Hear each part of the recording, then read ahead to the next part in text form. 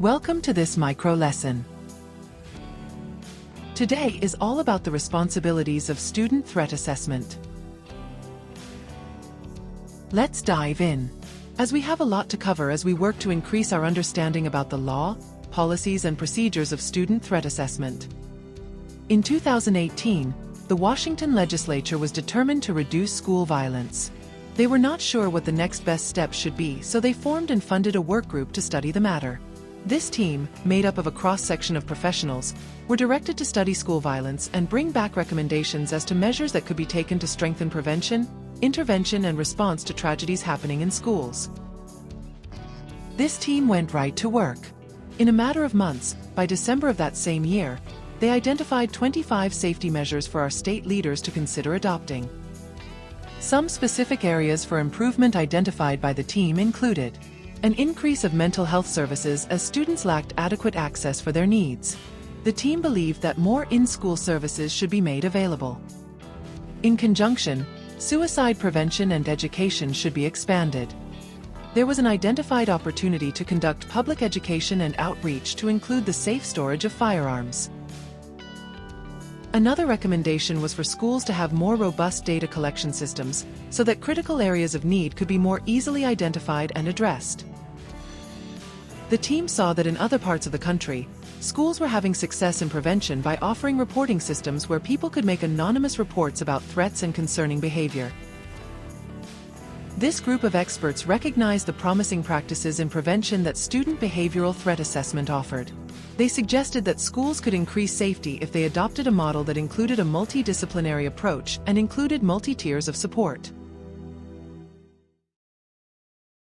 In response to this team's efforts, a school safety bill was introduced during the 2019 State of Washington legislative session.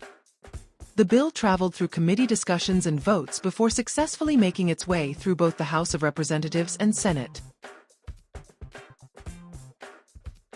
After months of debate, scrutiny, and collaboration, the bill crossed the finish line.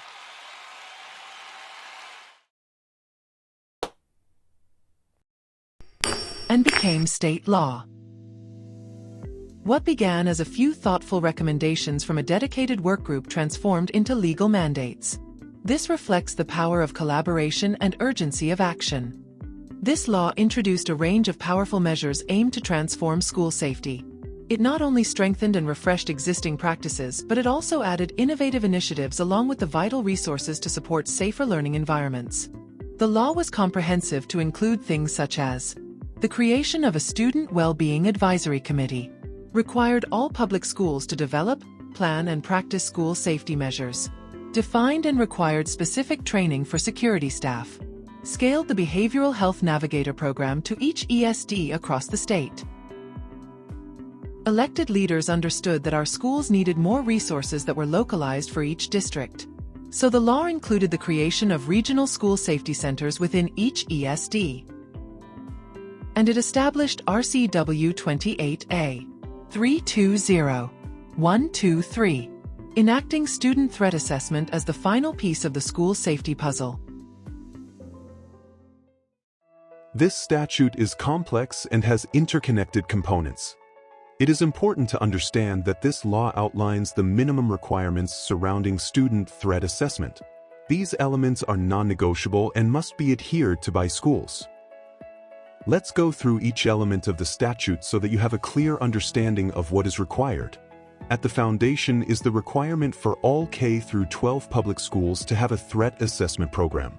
The remainder of the law provides the specifics as to what this program must entail. Threat assessments must be timely and methodical. Information collection should begin as soon as possible to address potential threats before they might escalate. The decision to conduct a threat assessment must be prompted by the behavior of the student. Using a student's demographics or personal characteristics is not only unlawful, but it is in contrast to solid threat assessment practices. Student threat assessment teams must be multidisciplinary. The law specifically states that teams will include special education teachers and practicing education staff associates. This diverse team must identify and assess the threatening behavior or potentially threatening behavior to the student themselves, other students, staff, school visitors, or school property. The law highlights that the information gathered and analyzed to determine the level of concern is focused on situational variables. It reminds us that the student's demographic or personal characteristics will not be considered. Depending on the level of concern, the intervention strategies will promote a safe, supportive learning environment. The law is clear: removing the student is not the best solution. If a student with a disability is the person of concern, any intervention strategy should align with their IEP. The threat assessment team should coordinate with the support team.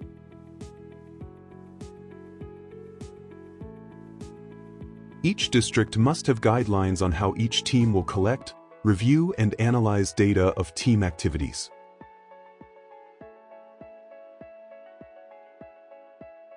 A student should not be suspended or removed based merely on a threat assessment being conducted.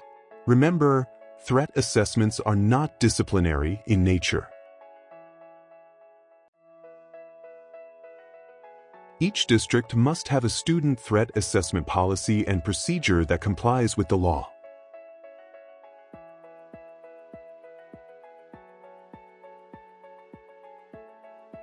The district policy and procedure must be consistent with the model policy that was developed by OSPI and other educational professionals. A model policy was developed and is available for districts to adopt, to ensure that they are in compliance with state law. In review, districts must have a threat assessment program. The process needs to be both timely and methodical, and must be prompted by behavior, not personal characteristics. The team must be multidisciplinary to include special education staff.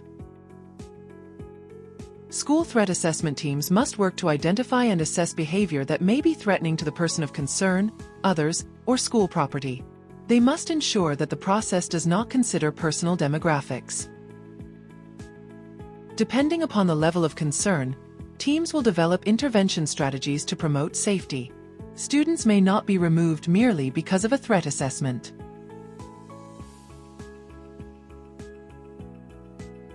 If the student of concern has an IEP, the threat assessment team will coordinate with the other team. Districts must collect and review the activities of their student threat assessment teams.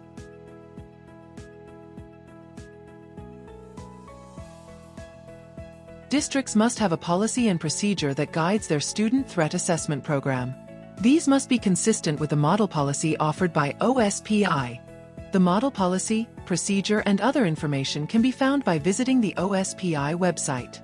In an overview of the policy and procedure, you will find that the policy includes student threat assessment concepts, while the procedure has important definitions. The policy outlines the team structure and role of team members, while the procedure explains core principles. The policy covers the functions of the team, while the procedure explains how threats are assessed. The policy speaks to intervention strategies as the procedure explains the levels of concern. The policy requires data collection and review, while the procedure outlines the role of the superintendent. The Student Threat Assessment Law, reinforced by district policies and procedures, is a comprehensive framework. To support districts in navigating and applying these complex requirements effectively, a guide was published. This guide thoroughly explains the essential elements of student threat assessment in the state of Washington. Your NWESD Safety and Wellness team is here to support you. Reach out to us or explore our web pages for helpful resources.